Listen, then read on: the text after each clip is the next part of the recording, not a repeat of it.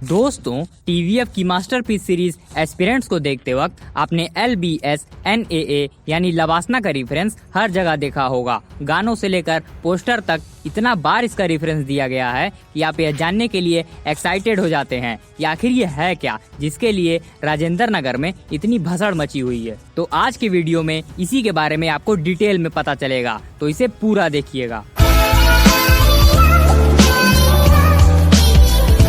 LBS NAA यानी Lal Bahadur Shastri National Academy of Administration, ये वही जगह है जहां पहुंचने के लिए लाखों एस्पिरेंट्स हर साल यूपीएससी की तैयारी करते हैं। यूपीएससी सिविल सेवा परीक्षा के सारे स्टेप्स में पास होने वाले कैंडिडेट आखिर लवासना में ही ट्रेनिंग पाते हैं। यहीं से उनके ऑफिसर बनने का सफर शुरू होता है। 15 अप्रैल 1958 को तत्कालीन केंद्रीय गृह मंत्री पंडित गोविंद बल्लभ पंत ने सिविल सेवा के नए पैटर्न की तैयारी के लिए एक एकेडमी की स्थापना की। मसूरी के 4 लेवल स्टेट में स्थापित इस एकेडमी को नेशनल एकेडमी ऑफ एडमिनिस्ट्रेशन का नाम दिया गया। साल 1972 में इसका नाम बदलकर Lal Bahadur Shastri academy of Administration कर दिया गया, लेकिन ठीक इसके एक साल बाद ही इसका नाम बदलकर Lal Bahadur Shastri National Academy of Administration कर दिया गया और यहीं से इसका नाम LBS NAA पड़ गया, जिसे लोग लवासना भी पढ़ते हैं। अब क्यों पढ़ते हैं पता नहीं। यहाँ पर सिर्फ भारत के ही नहीं बल्कि बांग्लादेश, भूटान, मालदीव और म्यांमार के कुछ सेलेक्टेड सिविल सर्वेंट्स को भी ट्रेनिंग दी जाती है।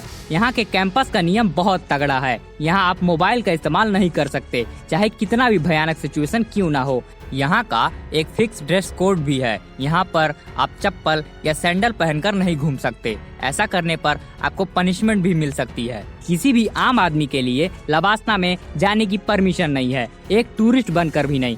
सिर्फ 2 ही कंडीशन में इसके कैंपस में एंट्री मिल सकती है। पहला, आपने यूपीएससी क्रैक किया हो और दूसरा, एकेडमी की ओर से आपको गेस्ट लेक्चर के लिए बुलाया जाए। नहीं तो इसके अलावा आप वहीं नाक रगड़ कर मर जाइए, फिर भी आपको एंट्री नहीं मिलेगी। तो ये तो थी बाहर की बात। अब आपको अंदर की बात बताते हैं। एकेडमी में दिन की शुरुआत सुबह 6 बजे होती है। 1 घंटे की फिजिकल ट्रेनिंग के बाद डेली रूटीन का काम होता है। 9 बजे से एकेडमिक सेशन शुरू होता है। हर सेशन लगभग 55 मिनट का होता है और कुल 5 से 6 सेशन में ट्रेनिंग होती है। शाम के समय कैंडिडेट्स गेम खेलते हैं, जैसे हॉर्स राइडिंग, गोल्फ, मतलब सब अमीरों वाले गेम होते हैं। कैंडिडेट्स की ट्रेनिंग कई स्टेप में होती है। पहले स्टेप में देश के राष्ट्रपति, उपराष्ट्रपति, प्रधानमंत्री जैसे कई बड़े पोजीशन वाले लोगों से मिलना होता है। इस स्टेप में सब्जेक्ट भी बहुत भयंकर होते हैं। फिर कैंडिडेट्स का 1 साल की डिस्ट्रिक्ट लेवल की ट्रेनिंग भी होती है, जिस दौरान वो जिले के बड़े ऑफिसर से मिलते हैं।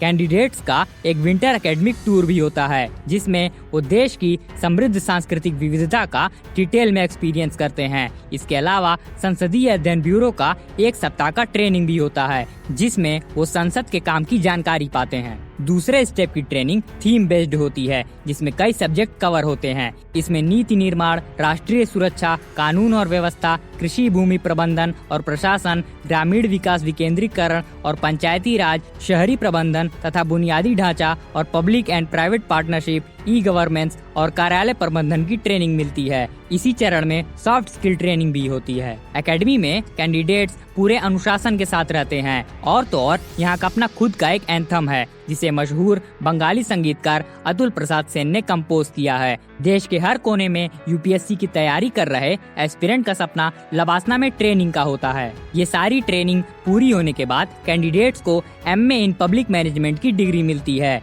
ये डिग्री JNU की ओर से दी जाती है। एक और खास बात है, जो कैंडिडेट प्रमोट होकर IAS बनते हैं, उनकी भी ट्रेनिंग लवासना में ही होती है। तो देखा आपने क्या बवाल चीज है ये, पूरा सिस्टम हिला सकती है। अब आप खुद सोचिए कि यहाँ का सपना रखने वाला एस्पिरेंट क्या औकात रखता होगा, कितनी मेहनत करता होगा।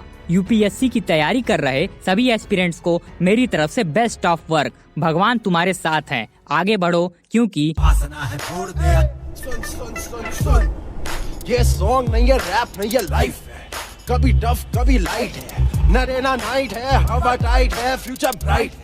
कभी डायनामाइट है, फ्रस्ट्रेशन की हाइट है, यूपीएससी एस्पिरेंट्स की फाइट है। ये सॉन्ग नहीं, रैप नहीं, उनकी लाइफ है भाई। दुर्गम वनों और ऊंचे पर्वतों को जीतते हुए जब तुम अंतिम ऊंचाई को भी जीत लो, जब तुम्हें लगेगा कि कोई अंतर नहीं बचा तुम में और उन पत्थरों की कठोरता में जिन्हें तुमने जीता, जब तुम अपने मस्तक पर बर्फ का पहला तूफान झेलोगे और कांपोगे नहीं, तब तुम पाओगे कि कोई फर्क नहीं, सब कुछ जीत लेने में और अंत तक हिम्मत न हारने। तो आपको ये जानकारी कैसी लगी उसे हमें कमेंट बॉक्स में जरूर बताइएगा और वीडियो को like, comment, share and channel को भी सब्सक्राइब कर दीजिएगा। मिलते हैं नेक्स्ट वीडियो में। जय हिंद, वंदे मातरम।